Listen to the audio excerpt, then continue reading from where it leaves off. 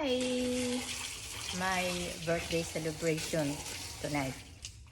At tayo ay magluluto ng ating luluto ang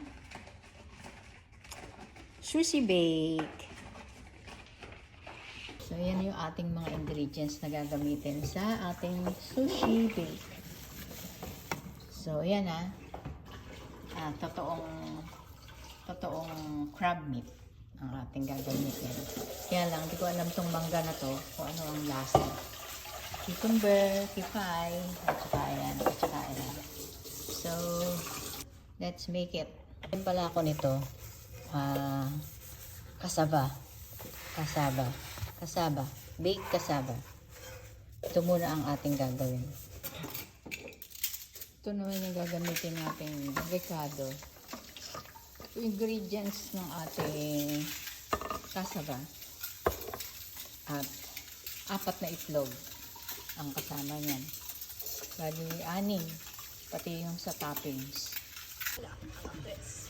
4 na cups yung ating grated kasaba. So, nilagay na natin yung ating 4 na itlog dyan sa ating kasaba. Sama-sama na sila dyan. And then, after ng 4 na itlog, isunod naman natin yung ating gata. So, ang gamit ko dyan ay sa lata na gata. Wala kasi ditong fresh na gata na mabibili kung meron man. Malayo at ikaw pa yung magkagata nun. 2 cups. And then, lagay na rin natin yung ating evap. 2 cups evap. At yung ating condensed milk. Sama-sama together na yan. Tapos tsaka natin hahaluin para ma-mix lahat yung ingredient. So after nyan, sinunod na natin yung butter. Ang butter ay yung tinunaw na. 8 kutsara yung aking inilagay dyan. And then, mix na natin siya. Haluin lang ng haluin para magkasama-sama na silang lahat bago natin ilagay sa ating pot na ating gagamitin sa pagbe-bake. Pero itong nilagay ko makapuno, optional yan.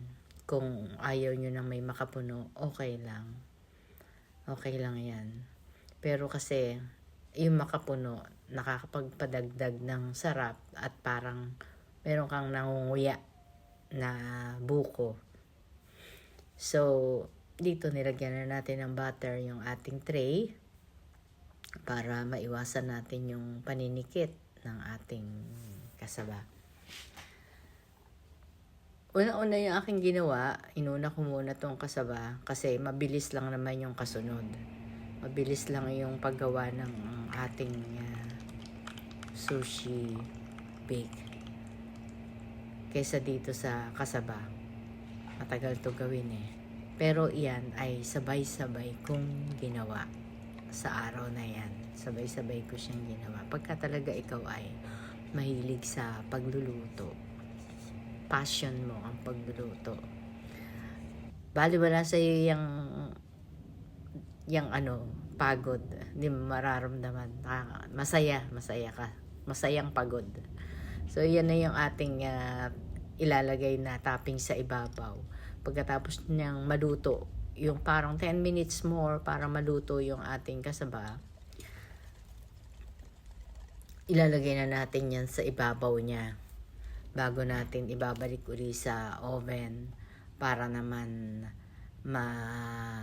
i-bake natin yung ating custard sa ibabaw ng ating kasaba. So, hindi na natin na ipakita yan nung maluto. So, dito naman, gawin na natin yung mangga para sa ating sushi bake. Dito naman tayo mag-video sa ating sushi bake. So, yung mangga na yan, masarap yan. Hindi ko akalain na masarap yung mangga na yan. Para siyang Indian mango sa Pilipinas. Yung iba, pag gumagawa nito, tinatanggal yung balat ng pipino. Pero ako, hindi ko na tinanggal. Kasi dagdag pampaganda ng kulay siya. At saka crunchy. Masarap siyang kainin pagka may crunchy. So dito gumawa na ako ng ating ilalagay na mayonnaise, Japanese mayonnaise, at saka nilagyan ko ng cream cheese. Kaya sobrang sarap-sarap niya. Tansya-tansya lang yan. Ito yung rice vinegar na ihalo natin doon sa kanin para maglasang sushi. May asukal na kasama yon. So, 4 na takal yung aking kinuha na kanin. Ano lang yan, normal na kanin lang, yung pangkaraniwang kanin lang. Pero merong nabibili na pang sushi na rice. Mahal nga lang, pero mas masarap yun, syempre. Pero pwede kang gumamit ng pangkaraniwang kanin lang. So, ito na yung ilalagay natin na, ano bang tawag dito? Nakalimutan ko. Para sa kanin. Nakalimutan ko kung anong pangalan yan. Hindi ko maalala. Basta ganyan na yan. Ayan yung ating crab meat. Nilagay na natin doon sa ating ginawa na sauce. Yung mayonnaise. Nilagay ko na yung crab meat. Kaya natin yung mangga.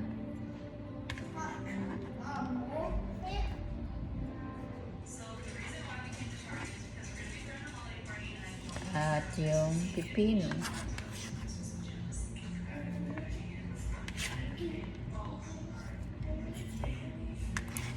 Parang ang dami. And then mix it.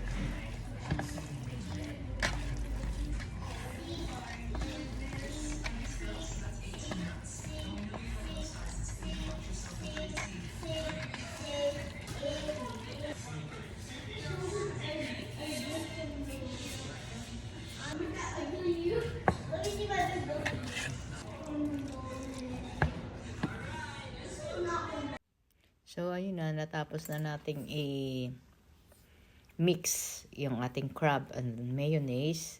Ready na yung ating rice. I-flat natin siya dito sa ating gagamitin na tray. Kailangan flat na flat siya. At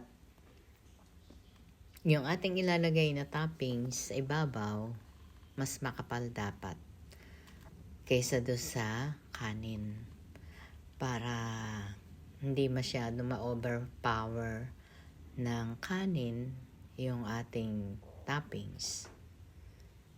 Napaka-refreshing yung toppings na yan. Napakasarap niya. So, gagamit tayo dyan ng nori pag yung kakainin na natin siya. Parang ibabalot mo siya sa nori. So, ito naalala ko na, furikake ang tawag dito sa ating binubudbud sa ibabaw. Nori din siya pero dinurog tsaka may kasamang sesame seeds. May nabibili talaga niyan sa mga Asian store. Yan. Nalagyan natin ng design sa ibabaw bago natin i-bake para magandang tignan. Ayan. I-bake natin siya ng ganyan bago natin lalagay yung toppings para fresh pa. 40 cake. Ayan natin yung ating mangga. At hindi Ganda! Ayan, may strawberry cheesecake. Beautiful!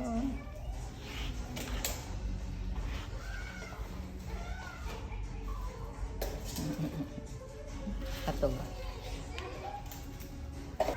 Look at that! May strawberry cheesecake.